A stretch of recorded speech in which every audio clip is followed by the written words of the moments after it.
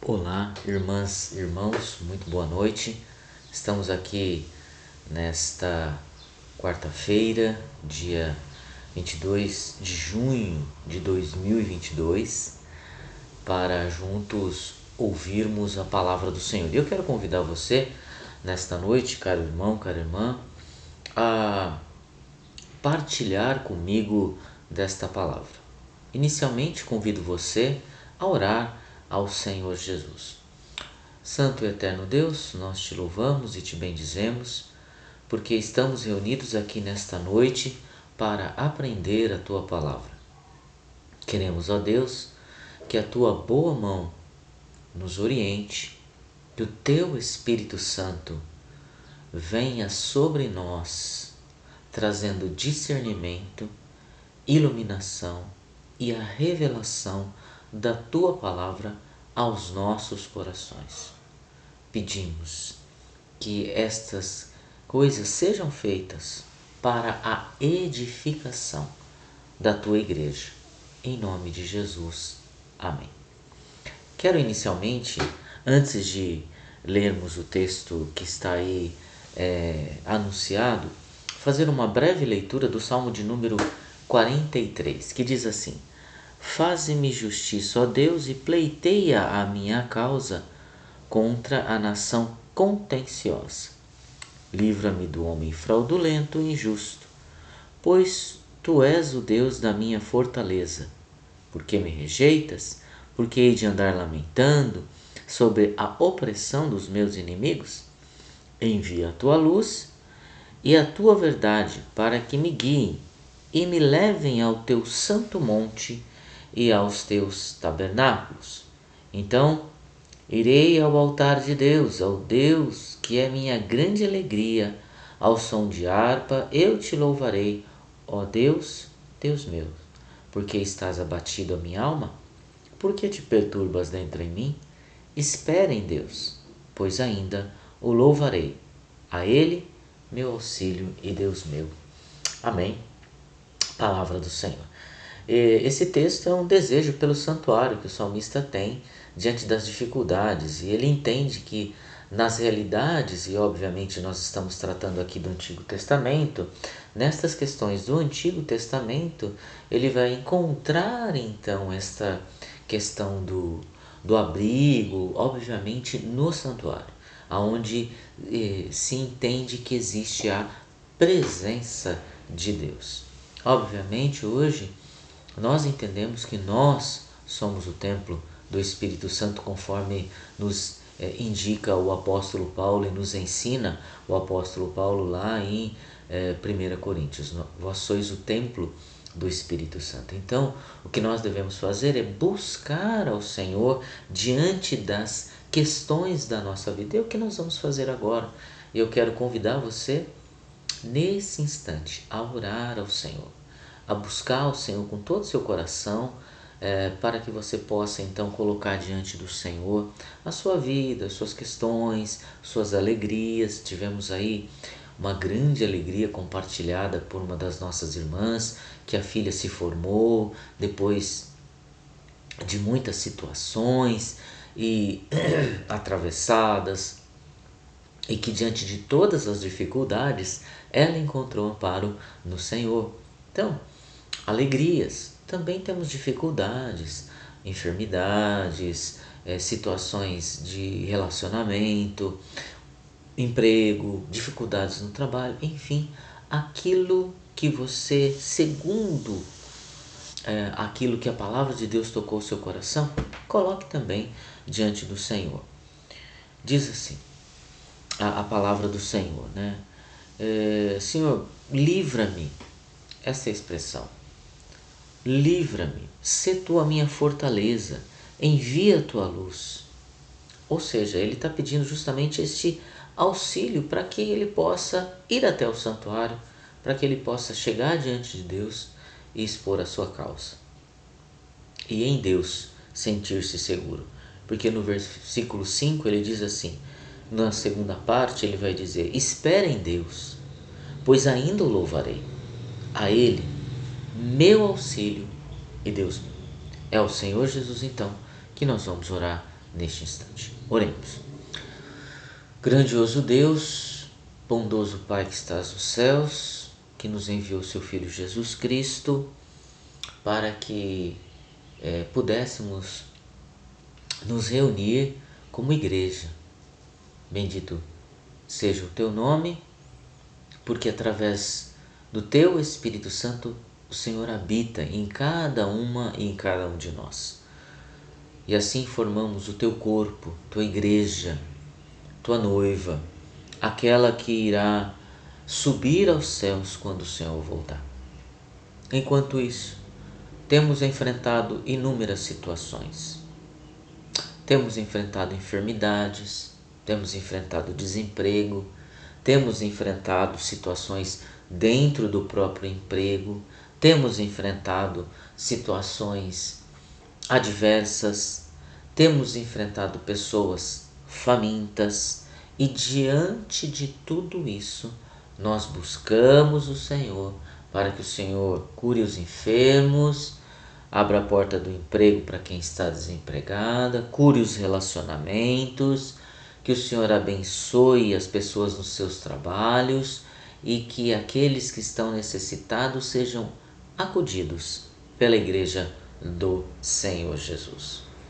Peço as tuas bênçãos sobre as nossas vidas e também te agradecemos.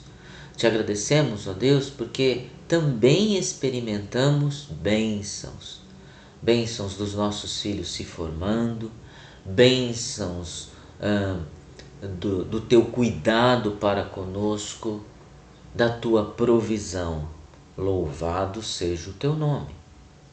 Então, Senhor, recebe os nossos pedidos, recebe a nossa gratidão, porque em todo o tempo nós reconhecemos que o Senhor está conosco. E livra-nos do mal, Senhor, a nós, a nossa família, a tua igreja. Nós te pedimos isso, em nome de Jesus. Amém.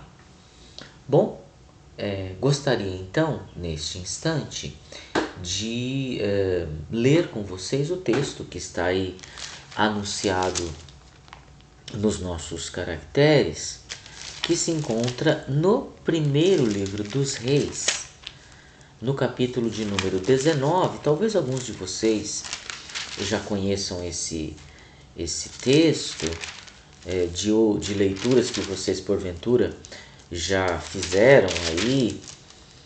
Enfim, são textos que nos ensinam várias lições sobre Elias, o profeta do Senhor muito conhecido, inclusive no Novo Testamento. Elias é mencionado várias vezes, porque pessoas confundem Jesus com Elias. Na transfiguração, Elias está ali presente, ou seja, o que nós temos então é esse profeta conhecidíssimo do Antigo Testamento. E esse texto faz parte, junto com o Salmo que eu li, 43, mais Gálatas 3, 23 e 29 e Lucas 8, 26 a 39, das leituras desse 12º domingo do tempo comum, que nos falam a respeito de libertação, de um Deus que liberta, de um Deus que e nele encontramos abrigo para que Ele nos livre do mal. É Ele que então nos livra, Ele que nos liberta, Ele que então nos faz caminhar nesse sentido de uma libertação. E aqui nós vamos encontrar algo semelhante na vida do profeta Elias. Eu quero ler o texto, é um texto até que de certa forma longo, mas eu convido os irmãos e irmãs a lerem comigo nesta hora. Então, 1 Reis 19, os versículos de número 1 a 18, que diz assim: Acabe fez saber a Jezabel tudo quanto Elias havia feito e como matara todos os profetas à espada. Então Jezabel mandou um mensageiro a Elias a dizer-lhe: Façam-me os deuses como lhes aprouver, se amanhã a estas horas não fizer eu à tua vida como fizeste a cada um deles. Temendo, pois, Elias, levantou-se e, para salvar a sua vida, se foi e chegou a Berseba, que pertence a Judá, e ali deixou seu moço. Ele mesmo, porém, se foi ao deserto, caminho de um dia, e veio e se assentou debaixo de um zimbro, e pediu para si a morte, e disse: Basta, toma agora, ó Senhor, a minha alma, pois não sou melhor do que meus pais. Deitou-se e dormiu debaixo do zimbro. Eis que o anjo o tocou e lhe disse: Levanta-te e come. Olhou ele e viu, junto à cabeceira, um pão cozido sobre pedras em brasa e uma botija de água. Comeu, bebeu e tornou a dormir. Voltou segunda vez o anjo do Senhor, tocou-lhe e lhe disse: Levanta-te, come, porque o caminho te será sobremodo longo. Levantou-se, pois, comeu e bebeu, e com a força daquela comida caminhou 40 dias e 40 noites até Horebe, o monte de Deus. Ali entrou numa caverna, onde passou a noite, e eis que lhe veio a palavra do Senhor e lhe disse: Que fazes aqui, Elias? Ele respondeu: Tenho sido zeloso pelo Senhor, Deus dos exércitos, porque os filhos de Israel deixaram a tua aliança, derribaram os teus altares e mataram os teus profetas à espada. Eu fiquei só e procuram tirar minha vida. Disse-lhe Deus: Sai e põe-te neste monte perante o Senhor. Eis que passava o Senhor, e um grande e forte vento fendia os montes e despedaçava as penhas diante do Senhor. Porém o Senhor não estava no vento. Depois do vento, um terremoto, mas o Senhor não estava no terremoto. Depois do terremoto, um fogo, mas o Senhor não estava no fogo. E depois do fogo, um cicio tranquilo e suave. Ouvindo-o, Elias envolveu o rosto em seu manto e, saindo, pôs-se à entrada da caverna. Eis que lhe veio uma voz e lhe disse: Que fazes aqui, Elias? Ele respondeu: Senhor, tenho sido extremo zeloso pelo Senhor, Deus dos exércitos, porque os filhos de Israel deixaram a tua aliança, derribaram os teus altares e mataram os teus profetas à espada, e eu fiquei só, e procuram tirar-me a vida. Disse-lhe o Senhor: Vai, volta o teu caminho para o deserto de Damasco, e em chegando lá, unge a Hazael, rei da Síria, rei sobre a Síria. A Jeú, filho de Ninsi, ungirás reis sobre Israel, e também Eliseu, filho de Safate, de Abel-Meloá, ungirás profeta em teu lugar. Quem escapar à espada de Hazael, Jeú o matará. Quem escapar à espada de Jeú, Eliseu o matará. Também conservei em Israel 7.000, todos os joelhos que não se dobraram a Baal, e toda a boca que o não beijou. Amém. Palavra do Senhor. Vamos orar? Senhor, esse é um texto belíssimo, simbólico, um texto que nos faz pensar uma série de situações, e o que nós queremos nesta noite é que ele brote no coração de cada irmã e de cada irmão, segundo o entendimento que o teu Espírito dá ao coração de cada uma e de cada um, porque esta é a beleza da tua palavra, esta é a criatividade do teu Espírito. Conforme a leitura e o desenvolvimento do pensamento do texto, cada um vai tendo uma aplicação da sua própria vida. Obrigado, Senhor, pela multiplicidade que a tua criatividade do Teu Espírito nos proporciona. Podemos aprender, cada um do seu jeito, da sua forma, segundo a Tua Palavra, iluminado e abençoado pelo Teu Espírito Santo. Que assim seja, em nome de Jesus. Amém. Bom, é difícil contemplar aqui nesses próximos 15 minutos tudo aquilo que o texto tem para nos oferecer. Então faremos recortes. O texto nos dá a indicação de que há um profeta, Elias, conhecidíssimo, como já disse para vocês, e ele desafia Acabe. Acabe era rei em Israel e ele se casou com uma mulher fenícia, portanto, a Jezabel era uma mulher que não pertencia a Israel. E o que a Jezabel faz? A Jezabel manda destruir todos os altares e ela de alguma forma incide sobre Acabe uma influência de uma religiosidade que trazia Baal. Tanto é que em Samaria constrói-se um templo para Baal. E aí então tem uma série de situações. Elias, o profeta do Senhor, se levanta e ele toma a dianteira nesse processo todo. E é aí que então os irmãos podem perceber que esse episódio se dá logo após Elias ter desafiado Acabe, orado para que não chovesse. Ele se refugia numa caverna, ele sai dessa caverna e ele vai desafiar os profetas de Baal no Monte Carmelo.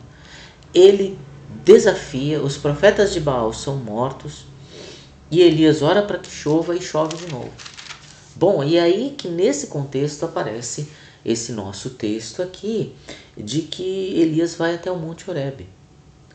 Irmãos, coisas interessantes então para nós pensarmos. Elias havia sido utilizado por Deus para não somente derrotar os 400 profetas de Baal que lá estavam, mas Elias havia sido utilizado para orar que não chovesse e retornar a orar novamente para que chovesse. Quantas coisas foram feitas por Deus por intermédio do profeta Elias. Acontece que nós encontramos aqui então uma situação aonde este homem sente medo. Olha lá o que ele disse assim, o texto nos diz, versículo de número 3: temendo, pois, Elias levantou-se para salvar a sua vida. Se foi. Então, esse mesmo homem poderoso e orou, e que Tiago depois lá, a carta de Tiago vai relembrar do feito dele, orou e parou de chover, orou de novo, e diz o texto de Tiago inclusive, né, sendo homem como nós, orou, parou de chover, orou e choveu novamente. Nesse sentido, este homem aqui foge. E ele foge por quê? É isso que eu queria trabalhar com vocês.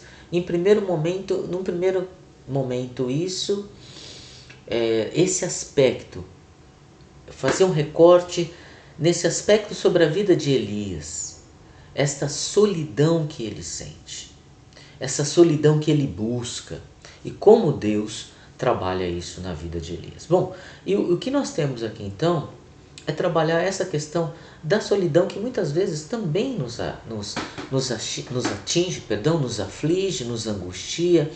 Quantas situações. Por quê? Porque nós vivemos num mundo em que é interessante isso.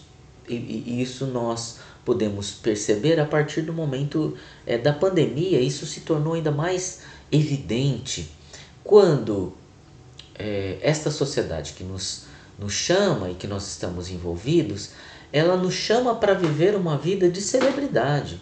É você, é como que só existisse você. E é interessante como isso vai adentrando a vida das pessoas, no sentido de que você pode, você consegue, é só você depende só de você, é você. Bom, Elias aqui estava se sentindo só, né? Por duas vezes aqui na oração, e eu quero retomar ele, tenho sido zeloso, versículo 10, e no final do versículo 10, e eu fiquei só. Aí lá no versículo de número 14, quando Deus então fala para ele ir para outro lugar e ele vai encontrar com Deus no outro lugar, ele diz assim: fizeram tudo isso e eu fiquei só. Ou seja, o sentimento que está sobre Elias é um sentimento de solidão. E aqui para nós pensarmos quantas vezes nós também, nesse mundo moderno, cercado de tecnologia, cercado de uma série de questões, nós nos sentimos sós. Nós temos tantas pessoas, mas ao mesmo tempo parece que nós não temos ninguém. E aqui nós temos que entender e nós precisamos compreender que esse mundo não consegue trazer sobre nós essa situação de podermos superar essa solidão simplesmente por meio de achar que é o dinheiro que vai trazer a felicidade, é alguma coisa espiritualmente aqui, sentir-se só diante das mais situações e diante das dificuldades e adversidades da vida. Talvez você já tenha se sentido assim, não é? Olhando a sua rede social, passando por um momento de angústia muito grande, mas não podendo contar com ninguém. Não sabendo, inclusive, com quem você pode contar. Porque é isso, né? Como que a gente, inclusive, vai poder colocar uma situação de angústia, muitas vezes para gente que não sabe escutar? Isso é perigoso, né? E deixar-se levar pelo senso comum. Espiritualmente também, isso é muito complexo para a nossa vida. Sentimos-nos sós, abatidos espiritualmente, fragilizados na nossa fé. Não sabemos a quem recorrer. Temos o grupo da igreja, temos o grupo de intercessores, temos um grupo de oração de não sei das quantas, temos um grupo de oração, mas talvez isso não seja suficiente. Talvez ainda nós nos sintamos sós. E esta solidão que muitas vezes ronda, retoma, que muitas vezes nos cerca e que talvez nos assuste, ronda-nos como um fantasma, é algo que os homens de Deus também e as mulheres de Deus também experimentaram. Pense na solidão de Maria, não é? Grávida, ainda não tinha casado com José, ela ia falar para quem? E como ela ia contar? Olha, eu estou grávida, mas não é do José, é do Espírito Santo. Né? Como esta solidão de algumas situações nos colocam, às vezes, e como a gente precisa pensar esta questão e como podemos, então, sair delas. Nós precisamos, então, entender que o que está em questão aqui é a solidão.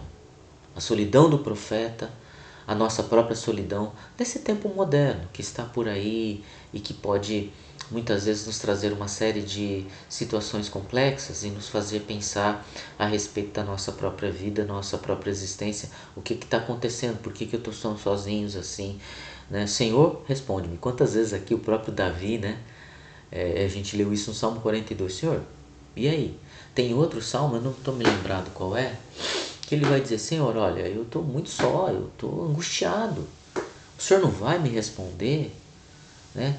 E é interessante porque nesses processos todos o nosso sentimento é de cada vez mais sós, né? Inclusive de Deus, que Deus não responde, que Deus não está aqui, né? Essa solidão parece que dessa solidão que nós vivemos neste mundo moderno, às vezes nos faz pensar inclusive assim, mas nós não podemos pensar assim, no sentido de que há uma realidade outra para a nossa vida espiritual. Então, qual é a resposta de Deus para Elias para a solidão de Elias. Em primeiro lugar, Elias, não fique só.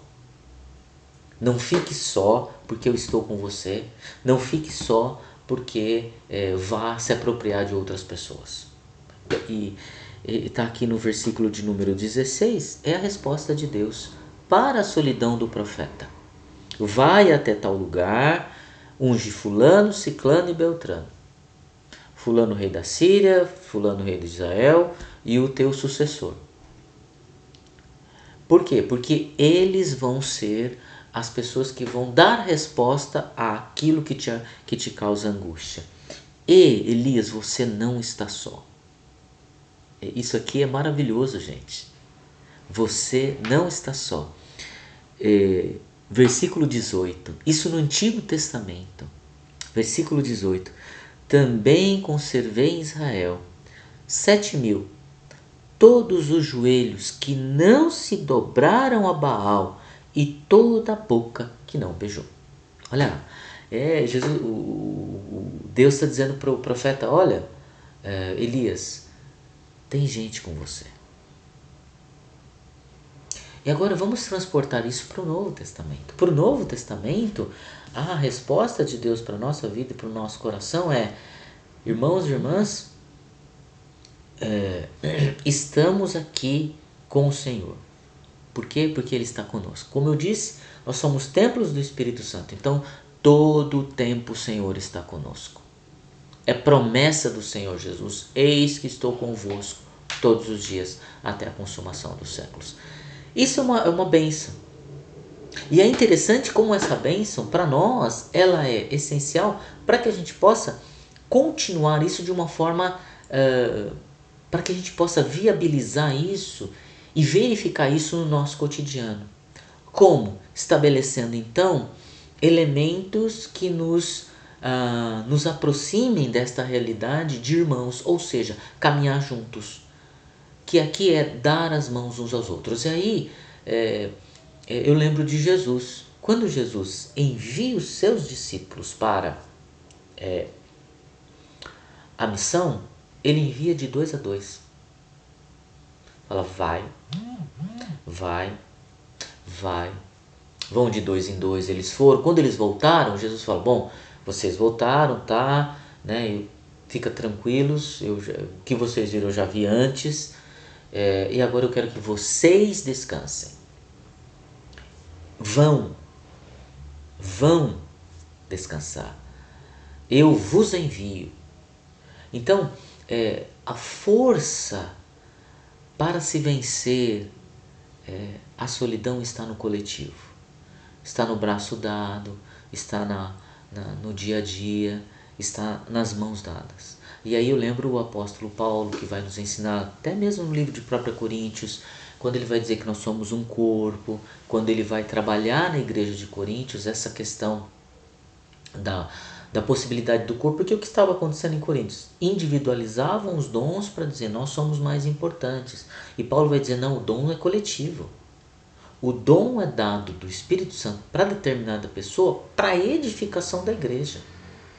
O dom não é seu, o dom é do Espírito. Para ser utilizado no coletivo. Então, Paulo vai retomar isso depois em Efésios, para dizer, olha gente, é por aqui que a gente vai, até que todos cheguemos à unidade da fé. Jesus vem buscar a sua igreja.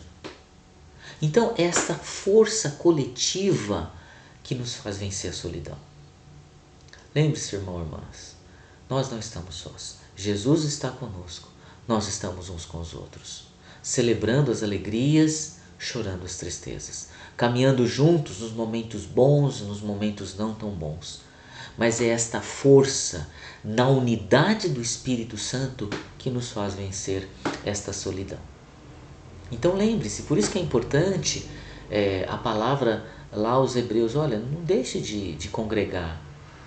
Venham, participem em todos os processos para que nós possamos, a partir desta força da comunhão, mover as pessoas. E aí, nós nos movimentamos uns aos outros, e nesta movimentação, de não ficar paralisado no deserto, Notem que Deus faz isso com Elias, né? Come, se fortalece, que você vai caminhar. A jornada é longa. Vai, come. Comeu, andou, saiu daqui, foi para lá, saiu de lá, foi para outro lugar. Chegando naquele lugar, Deus falou, agora você vai para outro lugar. Notem que Deus é isso, né? É esta força que movimenta a nossa vida e é o Espírito Santo que movimenta a sua igreja, que movimenta a sua vida, movimenta a minha vida, que movimenta a nossa vida e movimenta a nossa família da fé, a Segunda Igreja Presbiteriana Independente de Assis. Então, esta força que movimenta, que nos faz caminhar, que então, ao movimentarmos no mundo, unidos no Espírito Santo, as pessoas vão olhar e dizer, eles têm algo a oferecer. E este algo é o amor do Senhor Jesus. Do Pai, do Filho, do Espírito que nos envolvem e que vão envolver as outras pessoas também. Oferecendo uma possibilidade de dizer, vocês não estão sós. O Senhor está conosco. Que esta seja uma realidade para a nossa vida. Irmãos e irmãs, nesta noite, nesta quarta-feira que você se apropriou aí para ouvir esta palavra e que ela seja uma palavra de bênção para a sua vida. Naqueles momentos em que você se sentir muito só, lembre-se, o Senhor está com vocês. Vocês não estão sós. Que o Espírito nos movimente, que Ele continue a trabalhar o nosso coração e que sejamos assim, abençoadas e abençoados por Ele, em nome de Jesus. Vamos orar?